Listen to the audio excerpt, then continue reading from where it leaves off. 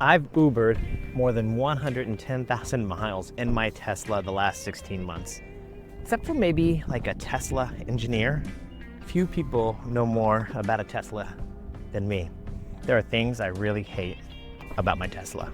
The first thing is that when I bought my Tesla, I had 330 miles of range.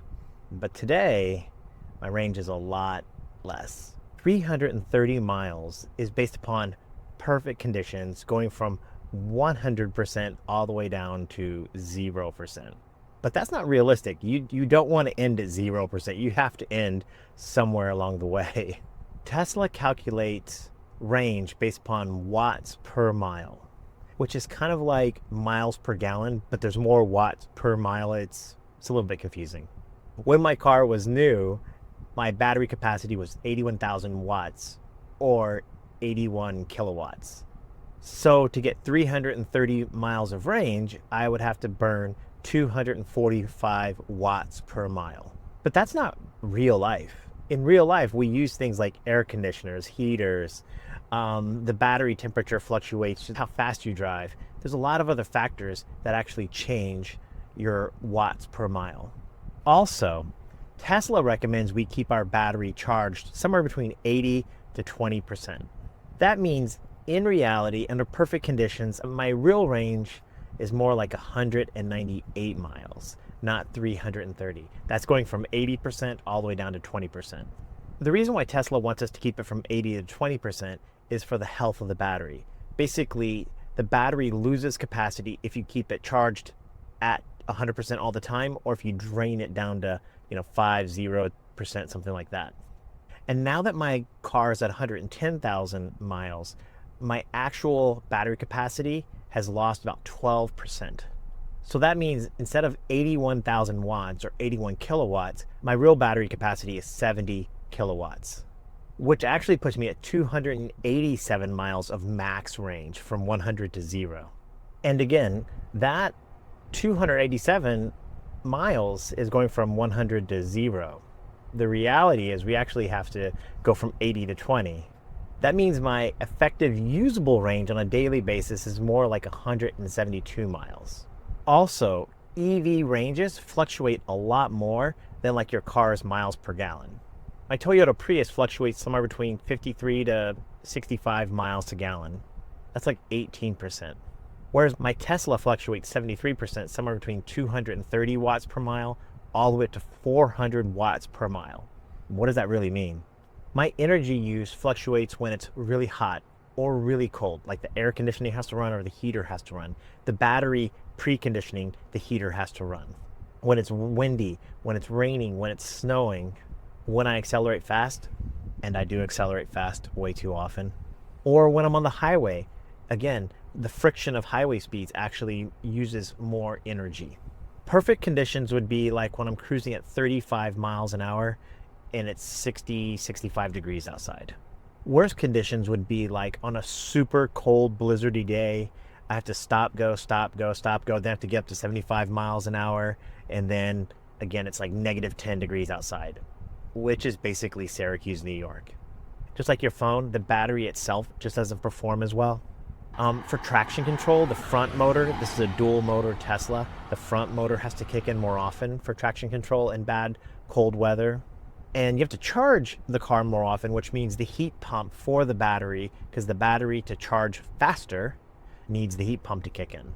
So basically, today, if it was super cold, and it's not right now, it's really sunny, but if it's super cold, blizzardy, and I'm trying to keep it between 80 and 20 as far as the battery performance, I'm getting like, 106 miles of realistic range.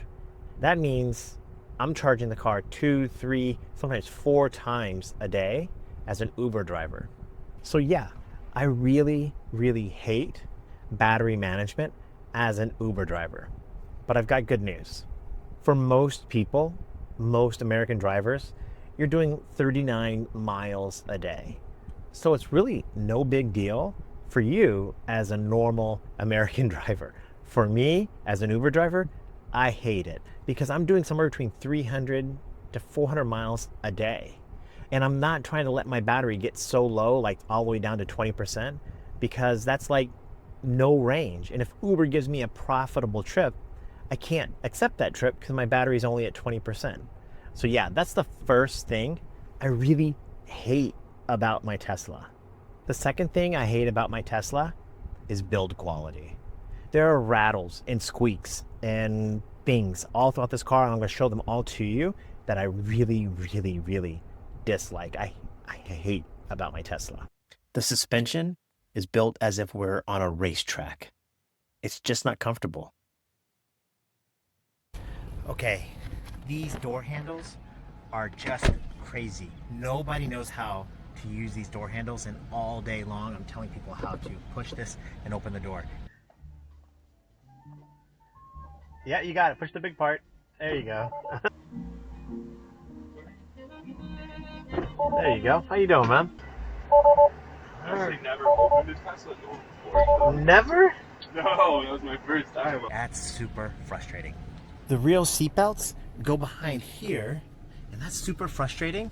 And I had to put these aftermarket pieces right in here. Also, these are so far in here, and this is so far in here that most of the times my passenger's on this side, I try to put it in this hole right here. That's so frustrating. These little lights back here, they don't light anything. When it's dark back here at night, it stays dark. These lights, there's just no lights in the car because the roof is all glass, and that's frustrating. All right, these panel gaps right here, look at that. See how tight that is? My finger barely fits in there. But on this side, look at that. My finger goes down in there. Panel gaps, build quality, that's frustrating. These wireless chargers right here, I might as well never use them because my phone gets up to about 1,000,000 degrees and I never use it. That's frustrating. It's kind of cool, and I do use it, but it's just kind of a poor build quality, and that's frustrating. It's not like I can use it for everyday use. Way down here, under here, you can barely see it. These are the air vents underneath the rear seats. Well, those air vents, I have to buy aftermarket nets to put over them because things fall down in there and I can't get them out. And there's an air pod from like the first 2 weeks I bought the car down in this one, and it's been rattling around since I bought the car. I can hear it and I can't get it out. That is super frustrating. And here in the trunk, this thing right here is great because I can put all my cleaning supplies and everything down here, but it rattles around all the time. That's so frustrating. On a side note, I test drove the new Tesla Model Y, and most of those things, a lot of those things have been fixed. So I just got an older Tesla Model Y and I drive in a bumpy city, and it is what it is. The third thing that I hate about my Tesla is the screen layout. Okay, the software is amazing. The software's really, really good. However, the screen layout is super frustrating. The screen is off to the side, meaning that I can't look straight at the road. I have to look down and to the right to look at the screen. And I have to look at the screen. And the reason why is there's no buttons, there's no knobs. It's literally a screen. I have to touch it, and I have to look to adjust, the radio, the temperature control, anything else. And I can hear my fellow Tesla fanboys, and I love my Tesla, but those buttons, it's really hard to use. Worse, I know it's voice activated, but a lot of the times I have a passenger sitting right back here. So I can't use the voice activation because it'd be awkward with a passenger as an Uber driver. In a perfect world, the Tesla would have a little bit better knob system in some sort of heads-up display right in front of me, projected onto the windshield, like most every other car has these days. The fourth thing I hate about my Tesla, it's kind of a small thing, but it's a really, really important thing to a person like me who drives hours and hours and hours all day, one pedal driving. Now, I'm completely used to it. I understand how it works. I understand regenerative braking. I get all of that. But the real problem I have with one pedal driving is my shin. Oh my God. To constantly all day be pressing the accelerator to manage both the acceleration and the deceleration of the vehicle and just maintaining a constant speed. I think my right leg, my shin on my right leg is like 10x stronger than my left leg now, because I'm driving it so much, pressing the accelerator. Now again, I can hear you say, Levi, there's a functionality within the software that you can change that. Agreed. But the Tesla performs better, it functions better as a vehicle with the one pedal driving. That's why I have it on. And that's why it leads me to my fifth thing, the final thing that I really, really hate about my Tesla. I hate my full self-drive. Okay, no, I don't. I love it, but I hate it. The full self-drive demonstrates all the other problems in a big way. And let me explain it to you this way. Tesla full self-drive is amazing. It really is. I put the car in full self-drive, and half the times my passengers and I completely forget that it's even driving the vehicle. It's so good. But there's a couple of real problems and things that just aggravate the heck out of me about it. Sunlight. When the sun is low in the horizon and it's shining directly in my face, it kills FSD. And it's like out of the blue. You'll be just in FSD mode. You'll be in a shady spot. You turn a corner. All of a sudden the sun is right there, low in the horizon, and the car just starts freaking out. Bop, bop, bop, bop, bop. Scares the hell out of me, and I really, really dislike that. It makes dumb lane choices, and I really get frustrated by that. I feel like I'm managing the politeness of the vehicle to other drivers, especially when I'm on the highway. I really dislike when it gets in the left-hand lane to pass somebody, but then doesn't pass somebody. Or like there are certain spots in the city, I know I have to take a right-hand turn in about a half mile, and it somehow wants to get over in the left-hand lane and then kind of merge back over to the right-hand side. I just hate being impolite to my fellow drivers on the road. This next thing, it kills me. It just doesn't avoid potholes. My Tesla full self-drive keep me focused on the lane, which is really good and safe in those lanes. But if there's a pothole, my car will hit that pothole. So I feel like I'm always constantly jerking the wheel to take over just to avoid hitting a pothole. Which is why half the rattles in this vehicle take place is because I'm hitting every single pothole with Tesla full self-drive on. Okay, this final thing, if you are a Tesla owner and you use Tesla full self-drive, you know what I'm talking about. Remember, I said the screen is down and to the right. Okay, I put the car in full self-drive. The car is confidently navigating things safely. I feel great about it. Everything's working really, really well. And then I want to find a new song on the radio. I look down for 3 seconds and the car starts beeping at me. Pay attention to the road, pay attention to the road. Which, if you think about it, makes no sense. The car is doing a great job having me drive safely. I physically have to look down and to the right to change the radio or to adjust the air conditioner or whatever. And I'm not trying to look for a long period of time. I'm just quickly looking down, but I can't do it by feel because it's a touch screen. So the car starts telling me, pay attention, pay attention, pay attention. That is absurdly frustrating because what I feel like I have to do is turn full self-drive off. Now I'm in control of the vehicle, but now I have to look down and adjust the radio, and that's even more dangerous. And that is super frustrating.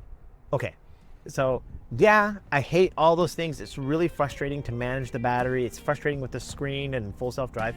But all that being said, this Tesla has been by far the best car I've ever owned. I love this car, and I've had a lot of cars. This car is faster, it's smoother, it's more efficient, it's more fun to drive, it drives itself. It's really great, it really is.